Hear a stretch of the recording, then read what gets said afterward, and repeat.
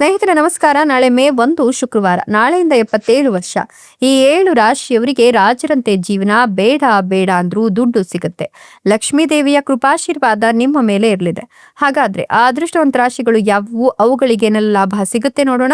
ಅದಕ್ಕಿಂತ ಮೊದಲು ಲಕ್ಷ್ಮೀ ದೇವಿಗೆ ಭಕ್ತಿಯಿಂದ ಲೈಕ್ ಕೊಟ್ಟು ಪ್ರತಿದಿನ ದಿನ ಭವಿಷ್ಯ ತಿಳಿಯಲು ನಮ್ಮ ಚಾನೆಲ್ ಅನ್ನ ಸಬ್ಸ್ಕ್ರೈಬ್ ಮಾಡಿ. ಹಾಗೆ ಬೇಗನೆ ನಮ್ಮ ವಿಡಿಯೋದ ನೋಟಿಫಿಕೇಶನ್ ಪಡೆಯಲು ಬೆಲ್ ಬಟನ್ ಕ್ಲಿಕ್ ಮಾಡಿ ಆಲ್ ಅಂತ ಕ್ಲಿಕ್ ಮಾಡ್ಕೊಳ್ಳಿ. ಇನ್ನು ನಿಮ್ಮ ಜೀವನದ ಸಕಲ ಸಮಸ್ಯೆಗಳಾದಂತ ಸತಿಪತಿ ಕಲಹ, ಪ್ರೀತಿಯಲ್ಲಿ ಮೋಸ, ಭೂಮಿ ವಿಚಾರ, ಕೋರ್ಟ್ ಕೇಸ್, ವ್ಯಾಪಾರ, ಹಣಕಾಸಿನ ತೊಂದರೆ, ಸಾಲಬಾಧೆ, ಸ್ತ್ರೀಯರ ಗುಪ್ತ ಸಮಸ್ಯೆ, ಹೀಗೆ ಹಲವಾರು ಸಮಸ್ಯೆಗಳಿಗೆ ಶಾಶ್ವತ ಪರಿಹಾರ ಮಾಡಿಕೊಡ್ತಾರೆ. ಡಿಸ್ಪ್ಲೇ ಮೇಲೆ ಕಾಣ್ತಕ್ಕಂಥ ಗುರೂಜಿ ನಂಬರ್ಗೆ ಒಮ್ಮೆ ಕರೆ ಮಾಡಿ ನೋಡಿ. ಹೌದು, ನಾಳಿನ ಮೇ 1 ಶುಕ್ರವಾರದಿಂದ ಮುಂದಿನ 77 ವರ್ಷ ಈ 7 ರಾಶಿಯವರಿಗೆ ರಾಜರಂತೆ ಜೀವನ ಸಿಗುತ್ತೆ. ಬೇಡ ಬೇಡ ಅಂದ್ರೂ ಕೂಡ ದುಡ್ಡು ಬರುತ್ತೆ. ಲಕ್ಷ್ಮೀ ದೇವಿಯ ಕೃಪಾಶೀರ್ವಾದ ಈ ರಾಶಿಯವರ ಮೇಲೆ ಇರಲಿದೆ. ಹೌದು, ಈ ರಾಶಿಯವರ ಜೀವನದಲ್ಲಿ ಮಾತೆ ಮಹಾಲಕ್ಷ್ಮಿಯ ಒಂದು ಪ್ರೇರಣೆ ಅಥವಾ ಮಾತೆ ಮಹಾಲಕ್ಷ್ಮಿಯ ಕೃಪಾಶೀರ್ವಾದ ಇರೋದ್ರಿಂದ ಇವರ ಜೀವನದಲ್ಲಿ ಹಣಕಾಸಿಗೆ ಎಂದಿಗೂ ಕೂಡ ಕೊರತೆ ಅನ್ನೋದೇ ಇರೋದಿಲ್ಲ.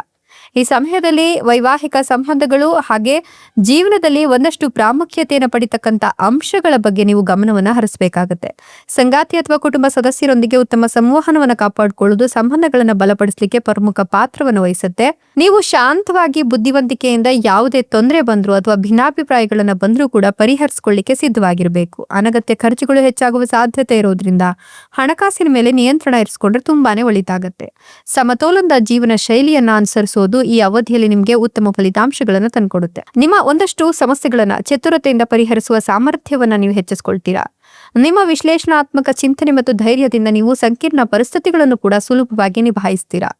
ಕೆಲಸದ ಸ್ಥಳದಲ್ಲಿ ಕೆಲವೊಂದು ಭಿನ್ನಾಭಿಪ್ರಾಯಗಳು ಅಥವಾ ತಕರಾರುಗಳು ಎದುರಾಗುವ ಸಾಧ್ಯತೆ ಇರೋದ್ರಿಂದ ಸಹೋದ್ಯೋಗಿಗಳೊಂದಿಗೆ ಎಚ್ಚರಿಕೆಯಿಂದ ವರ್ತಿಸೋದು ಮುಖ್ಯವಾಗುತ್ತೆ. ಆರೋಗ್ಯದ ದೃಷ್ಟಿಯಿಂದ ಈ ಸಮಯದಲ್ಲಿ ಸುಧಾರಣೆ ಕಾಣಿಸುತ್ತೆ.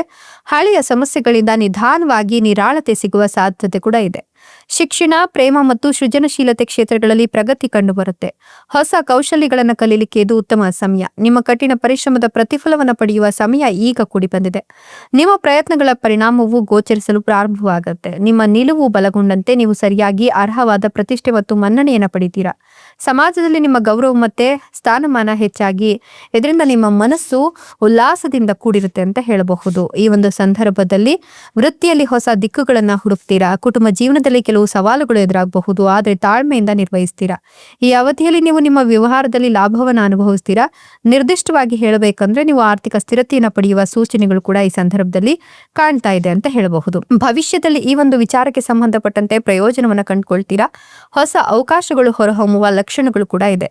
ಹೊಸ ಅವಕಾಶಗಳನ್ನು ಬಳಸಿಕೊಳ್ಳಲು ನೀವು ಸಿದ್ಧರಾಗ್ತೀರಾ. ಆದರೆ ಈ ಒಂದು ಸಂದರ್ಭದಲ್ಲಿ ಚುರುಕುತನ ಮತ್ತು ಚಟುವಟಿಕೆಗಳಿಂದ ಕೂಡಿರತಕ್ಕಂಥ ಒಂದಷ್ಟು ಕೆಲಸ ಕಾರ್ಯಗಳಲ್ಲಿ ನಿಮ್ಮನ್ನು ನೀವು ತೊಡಗಿಸಿಕೊಂಡ್ರೆ ಕೆಲವು ಮಹತ್ವದ ನಿರ್ಧಾರಗಳನ್ನು ತೆಗೆದುಕೊಳ್ಳಿಕ್ಕೆ ಸಾಧ್ಯವಾಗುತ್ತೆ. ವಿವೇಕಪೂರ್ಣವಾಗಿ ನಿರ್ಧಾರಗಳನ್ನು ಕೈಗೊಳ್ಳಿ. ನಿಮ್ಮ ಜೀವನದಲ್ಲಿ ಕೆಲವೊಂದಿಷ್ಟು ಹಠಾತ್ ಬದಲಾವಣೆಗಳಾಗುತ್ತೆ. ಇಷ್ಟೆಲ್ಲ ಲಾಭ ಮತ್ತು ಅದೃಷ್ಟವನ್ನು ಪಡೆದಿರತಕ್ಕಂಥ ಆ ಅದೃಷ್ಟವಂತ ರಾಶಿಗಳು ಯಾವುವು ಅಂದ್ರೆ ಧನುರ್ ರಾಶಿ, ಕುಂಭ ರಾಶಿ, ಕಟಕ ರಾಶಿ, ಮೀನ ರಾಶಿ, ವೃಷಭ ರಾಶಿ, ಮೇಷ ರಾಶಿ, ಮಿಥುನ ರಾಶಿ.